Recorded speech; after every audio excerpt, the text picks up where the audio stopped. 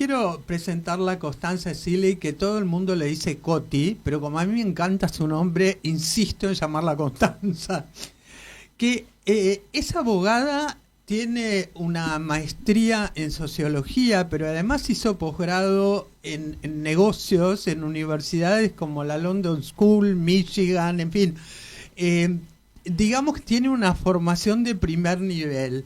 Pero para mí lo más importante a destacar de Constanza es cómo ella ha pasado desde una gestión internacional donde llevaba adelante lo que sería investigación de mercado y opinión pública en 60 y pico de países, a liderar estas instituciones que a nivel nacional e internacional nuclean un espacio importantísimo para la democracia, porque son estos lugares, Saimo por ejemplo, que cuidan la ética de la información que generan estos profesionales. Y sabemos que la ciudadanía informada es una ciudadanía que logra lo que uno llama las democracias potentes, ¿no?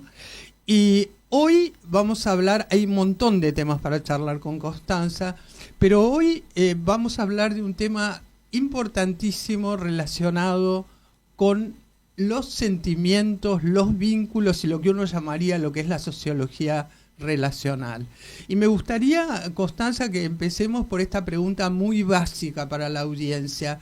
¿Por qué consideraron ustedes, ¿no?, desde Voices, realizar una investigación fundamentalmente apoyada en ver cómo nos vinculamos y cómo son las relaciones de nosotros los argentinos? Bueno, primero que nada, muchísimas gracias por la invitación. Es un placer para mí estar acá conversando con ustedes. Te cuento, hay veces que uno elige los temas que va a investigar y otras veces pasa al revés. Es como que el tema te elige. Y en este caso fue un poco así. Nosotros veníamos siguiendo la importancia que le dan las personas a su vínculo con otras personas, con los animales, con las plantas. Digamos, hace décadas que ya los cientistas sociales, los economistas, ven en los estudios sobre felicidad el predictor más importante de felicidad o satisfacción con la vida tiene que ver con una fortaleza en los vínculos con otras personas. Entonces supusimos que esto iba a ser siempre así, que para el ser humano el centro indiscutido a nivel relacional iba a ser la relación con otras personas. Pero el año pasado, cuando me llegaron los resultados de un tracking sobre estas temáticas que veníamos siguiendo, la verdad que me pegué un shock enorme, porque en el 2019 habíamos medido y habíamos encontrado que 6 de cada 10 argentinos le daban mucha importancia a su vínculo con otras personas. En el total, en mucha y bastante importante, eran como 90. Pero en la medición del año pasado nos encontramos que este 62 bajó a 47%. Es decir, 15 puntos de diferencia en 5 o 6 años de baja de la importancia que los argentinos le estamos dando a nuestra relación con otras Y personas. preparémonos para el porcentaje del año próximo y del otro que vendrá. Exactamente. Ahí fue, bueno, primero revisamos todo, revisamos la muestra, todos los controles de calidad que se puedan imaginar, porque dudábamos de este número, pero después de todos los controles de calidad, el número seguía ahí. También lo que vimos, que fue bastante impactante, es que prácticamente no hay diferencia entre la importancia que le estamos asignando al vínculo con otras personas y con los animales. Es una diferencia de 2 o 3 puntos. O sea, en la medida que baja la importancia en las relaciones con otros, sube la importancia asignada a la relación con los animales y con las plantas. Incluso en la Argentina hay un cuarto de la población que le da más importancia a su relación con animales o plantas que a su relación con los humanos. Y si hacemos zoom en los jóvenes, son 1/3 de los jóvenes los que valoran más su relación con animales o plantas que con humanos. Entonces este fue como el inicio, lo que se llama como el tipping point. Al mismo tiempo, como suele ocurrir, empezamos a atar cabos de otros hallazgos que veníamos viendo en otras investigaciones, que empezaron a cobrar sentido en este nuevo marco que llamamos unbonded. Es una palabra en inglés que no tiene buena traducción en castellano, pero que podría ser desconectados. Como por ejemplo, que si bien la amistad sigue siendo uno de los pilares en términos de valores, en Argentina, cada vez más la gente se muestra incómoda al hablar distintos temas importantes con sus amigos, por ejemplo, temas de salud mental, temas de economía, temas de política, cada vez más incomodidad en hablarlo con amigos. O también lo hilamos, por ejemplo, con el tema del auge de los tatuajes, donde hicimos todo un estudio bastante en profundidad sobre los tatuajes, que es un fenómeno que viene cambiando y creciendo muchísimo, pero una de las cosas interesantes que encontramos en relación con este punto es cómo la gente se tatúa nombres o caras de personas queridas, un poco para tratar de impregnar o darle más continuidad a vínculos que siente como más líquidos o más diluidos. También tiene relación, hablábamos con Alejandro antes de que se inicie el programa, el tema de la baja en la tasa de natalidad. Obviamente que la baja en la tasa de natalidad es complejísima y no es unidimensional, tiene que ver con muchos factores, pero cuando indagamos en las razones por las cuales hoy un porcentaje importante de los jóvenes dice que no tiene hijos ni planea tenerlos, que las razones no tienen que ver solamente con barreras estructurales como puede ser la situación económica o la dificultad para mantener un trabajo estable, sino que también tiene que ver con un deseo, con una decisión de no embarcarse en compromisos más a largo plazo. Entonces, bueno, a partir de ahí hicimos una investigación bastante profunda que nos ayudó un montón a entender más qué es lo que está pasando, cómo los humanos, obviamente que el ser humano sigue siendo el centro, pero esto se va erosionando y nos estamos moviendo hacia una era donde hay otros actores que empiezan a tener un lugar central. Mencionamos los animales, mencionamos las plantas, pero también deberíamos mencionar la IA, usada no solo para temas de productividad, eficiencia, que eso todos lo conocemos, sino cada vez más en forma creciente como desahogo emocional, como un espacio donde a un porcentaje de la población le resulta mucho más fácil ventilar sus problemas, su intimidad. Sí, Perdón, dale. sí, Bueno, decise dale. justamente en una nota reciente en el diario Clarín que un asombroso 77% entre los jóvenes gestiona la soledad a través de una pantalla. Lo digital ofrece una capa de protección que reduce la ansiedad y la fatiga que hoy genera el cara a cara, los consejos, las charlas, etcétera. Y usás la metáfora del doble vidrio. Contanos esta metáfora.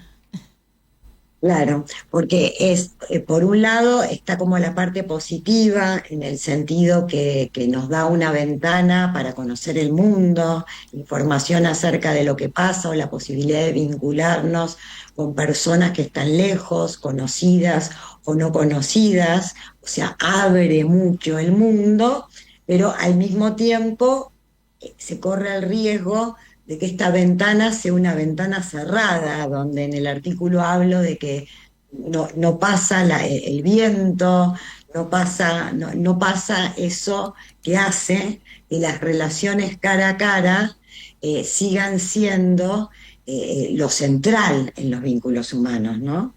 Hay como todo un contexto que también es importante tener en cuenta, que es un contexto de mucho deterioro en métricas de salud mental. Nosotros Ujú. medimos a modo declarativo, le preguntamos a la gente, o sea, no es que nos basamos en diagnósticos médicos, sino en lo que la gente nos cuenta, y vienen creciendo los porcentajes de personas que se sienten solas, que sienten angustia, que sienten estrés, que dicen tener desórdenes alimenticios o consumos problemáticos. Y en este contexto donde hay polarización, hay un crecimiento del individualismo, todo este contexto muy agresivo en términos de salud mental, resulta más fácil, más cómodo, genera una mayor sensación de protección, todo lo que son los vínculos amparados por la tecnología, ¿no? Que Ahora, generan una satisfacción. Alejandro, Sí. sí. no quería interrumpirte, pero sí complementar, porque hay otro concepto que vos vertís, tanto en tu artículo como en entrevistas que te han hecho. Decís, casi la mitad de los jóvenes sienten que son igual o mejor comprendidos en sus interacciones virtuales que en las presenciales, ¿no? Es una conclusión muy fuerte, porque ya implica un alejamiento importante de otras personas. Y yo me preguntaba si ustedes trabajaron algo, o lo van a hacer ahora, sobre las consecuencias que eso puede tener en los vínculos afectivos de esos adolescentes con proyección a los próximos años. Sí, lo que se estima es que el crecimiento en la soledad, porque la soledad hasta hace no muchos años era algo que se asociaba más a personas mayores, y sin embargo los estudios demuestran que esto no es para nada así. Los estudios demuestran que justamente las personas mayores tienen otra resiliencia y otra capacidad de vincularse, que el principal problema de la soledad es un problema transversal en toda la sociedad, pero hay mucho foco en los jóvenes. Y esto también, todos nacemos con la habilidad, digamos, de conversar, de dialogar, pero esta es una habilidad que se tiene que practicar. Y hay un libro espectacular que ya no es tan reciente, de Sherry Turkle, que habla acerca de la conversación, que muestra claramente cómo conversamos menos. Se conversa menos en la mesa familiar porque hay más celulares, se conversa menos porque resulta más práctico mandar un mensaje, y todo esto tiene implicancias no solo para las personas a nivel individual, sino fuertes implicancias a nivel social, en cómo está organizada la sociedad, en la capacidad de reacción que podemos tener o no en momentos difíciles. Tiene implicancias realmente como muy profundas. Obviamente que este es un tema que hay que seguir investigando, y además también se ven algunos signos que todavía son de nicho, medio de una vuelta hacia atrás en lo que tiene que ver con la tecnología, gente que recurre al detox o gente que decide hacer un corte abrupto en teléfono, lo que se llaman los teléfonos bobos, y eso, que es un fenómeno que hay que seguir creciendo, midiendo, Interesante. que hoy es algo de nicho, pero que también puede ocurrir Y en y puede estar relación, afectando mejor el futuro. Constanza, en relación a los jóvenes, ¿no? Que justamente son un porcentaje tan alto en esta problemática, ¿qué pensás vos que se puede hacer desde la educación? Porque justamente comentábamos antes de empezar el programa una nota que le hicieron a el que es el actual presidente de honor de la Academia Nacional de Educación, Alberto Tacchini. Él decía que la educación así no va más, y justamente hace referencia también a los jóvenes que tienen otras posibilidades, como por ejemplo acceder a la inteligencia artificial, etcétera, y que la escuela no acompaña.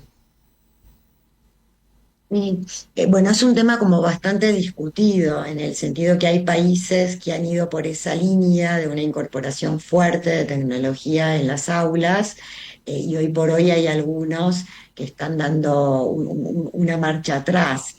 Creo que como en todo es un equilibrio de incorporar la tecnología por todas las bondades Claro. y las puertas que abre, digamos, pero también cada vez más se van a tener que entrenar habilidades sociales, habilidades de conversación, habilidades que te permitan a los chicos identificar sus emociones, llamarlas por su nombre, poder comunicarlas. Y demás. Es un tema que en este momento me parece que está como en el debate, que no hay, Claro. yo no soy experta en educación, pero por lo que leo no hay una respuesta clara. Constanza, volviendo Eh, a lo de la desigualdad emocional, el punto tiene que ver con que se pudo hacer un mapa de qué es lo que sucedía con las emociones y sobre todo con el grado de satisfacción o no con respecto a los vínculos que cada uno tiene en este momento. Y ahí es importante que vos compartas con nosotros algunos de esos hallazgos. La satisfacción sigue siendo mayoritaria, alrededor de 6 de cada 10 están satisfechos con sus vínculos, pero esto quiere decir que hay 4 de cada 10 que no. Y los más insatisfechos con sus vínculos son los jóvenes. Muchas veces también lo que se ve en el caso de los jóvenes es que se culpan a sí mismos por no tener vínculos satisfactorios, en el sentido de decir yo no sirvo para eso, no tengo mucho que dar, no sé relacionarme. eh, eh, los jóvenes y los segmentos de menor nivel socioeconómico son los que más complicados están, porque Marta mencionaba el dato, una de las preguntas que hicimos fue, cuando te sentís solo, ¿qué haces? Y ahí nos ujú. encontramos que la mayoría de la población, no solo los jóvenes, sino la mayoría de la población en todos los segmentos, lo que hace es se refugia en lo digital. Redes sociales, videojuegos, va variando de acuerdo a la edad, pero lo que no varía es que la principal respuesta es buscar refugio en lo digital en vez de llamar a un amigo, acordar tomar un café, salir a hacer un paseo por el parque, u otras estrategias posibles. Y cuando preguntamos cuáles son las barreras, ¿por qué no sociabilizas más? Por supuesto que nos encontramos con barreras que son barreras estructurales, como el tema económico, que ahí obviamente afecta en forma muy desigual, pero también otras barreras estructurales como la falta de espacios de interacción.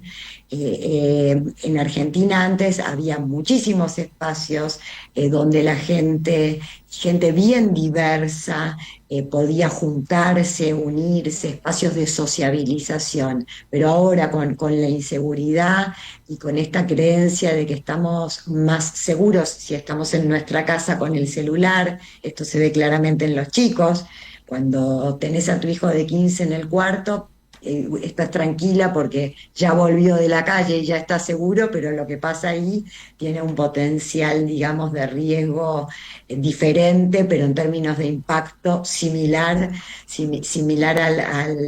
al de la calle. Existen estas barreras estructurales, pero también lo que vimos que nos llamó mucho la atención es que en los jóvenes la principal barrera tiene que ver con falta de motivación. No se Ujú. relacionan más con otras personas simplemente porque no tienen ganas. Y el tema del Yo tiempo, quería, perdón, Ale, vos bien, dale, dale. sí, no, antes de que se nos acabe el tiempo que siempre vuela, hay otro estudio que hace periódicamente Voices que a mí me parece sumamente interesante y que es un tema que no está tan en el candelero como estuvo años atrás. Me refiero al tema de la equidad de género y sobre todo a que a pesar de que, esto lo dice muy bien Constanza, a pesar de que el discurso sobre la igualdad está consolidado, en la práctica los niveles de violencia contra las mujeres no ceden y en Argentina y en Latinoamérica se duplica el porcentaje de mujeres que dicen haberla sufrido en el último año, tanto violencia física como psicológica. 17% global y en la Argentina, por ejemplo, 34% y en otros países parecidos. Háblanos un poco de ese tema que no se trata lo suficiente, Constanza. Sí, en términos de igualdad, por ejemplo, en la política, en el trabajo, incluso la igualdad doméstica, la gente opina que se han llegado, la mayoría, a niveles de igualdad, que queda un camino para recorrer, pero que hubo muchísimos avances. Pero lo que vemos en esta investigación, que es una investigación en 45 países, es que lo que no cede es la violencia, no cede el acoso sexual a mujeres, no cede tampoco la brecha que hay en la sensación de inseguridad, incluso de encaminar en tu propio barrio por la noche. Las Ujú. mujeres se sienten mucho más inseguros que los hombres. Entonces, eso es como lo más urgente, porque si la integridad física no está garantizada, buenísimo con todo lo otro, pero muy lejos no llegamos. A pesar de que en nuestro país y en Latinoamérica en general, todos los discursos de igualdad de género, el movimiento Me Too, Vivas Nos Queremos, etcétera, tienen un montón de auge en la práctica, en todo lo que son las métricas de violencia todavía no se ven mejoras. Wow. Uno se queda desconcertado porque eso hay que sumarle la inequidad en nuestra región, ¿no? En general. Entonces, ya no tenemos tiempo, pero una última cuestión. El tiempo, ¿hubo diferencia de disponibilidad de tiempo? Hacen referencia a las mujeres también, ¿no? Que una de las razones por las cuales no sociabilizan tienen que ver con la falta de tiempo. ¿Y con qué lo asocian en el estudio eso, Constanza? Totalmente, que tiene que ver con la falta de tiempo, esa es otra desigualdad que tienen las mujeres, que la inmensa mayoría de las mujeres sostienen que no tienen de tiempo para sí mismas y para su esparcimiento. Es interesante porque si uno analiza, por ejemplo, el tema de las actividades domésticas, en la cual en los últimos años en la Argentina los hombres se han sumado un montón, ha aumentado mucho la participación de Ujú. los hombres en las actividades domésticas. Cuando hilás más fino y te fijas cuáles son las actividades domésticas en las que los hombres se sumaron, en general tienen que ver con lo que nosotros llamamos las actividades domésticas del borde, que se hacen para el hogar, pero justo ahí en la salida o incluso afuera del hogar. Típico, hacer las compras, sacar la basura, llevar a los chicos a la escuela. Esas son las actividades donde menos brecha hoy hay. Y en las que más brecha hay, tienen que ver con las actividades del centro. Por ejemplo, un ejemplo que siempre damos es el de limpiar los baños, lo siguen limpiando las mujeres. Lavar la ropa sigue siendo una actividad muy femenina. Entonces esto también te muestra que si bien hay un montón de avance, es larguísimo el camino para recorrer, especialmente con lo que se llama carga mental, que son tareas que quizás hoy son realizadas por los hombres, pero caen dentro de la planificación y la carga mental de las mujeres. Bueno, Así es. lamentablemente ya tenemos que despedirnos. ¿Querés anunciar vos, Ale, ya que lo elegiste, el tema para la pausa? Sí, es un clásico de la música nacional, ¿no? La vida es una moneda y bueno, de alguna manera queremos decir eso, un mensaje, como siempre decimos, de esperanza. Solo se trata de vivir, ¿eh? Con la fuerza, con las ganas, la ternura y todas esas cosas que parecen escasear en el mundo, pero siempre las tenemos que encontrar. Gracias, Gracias, Constanza. Constanza. Gracias, Gracias a gracias. ustedes.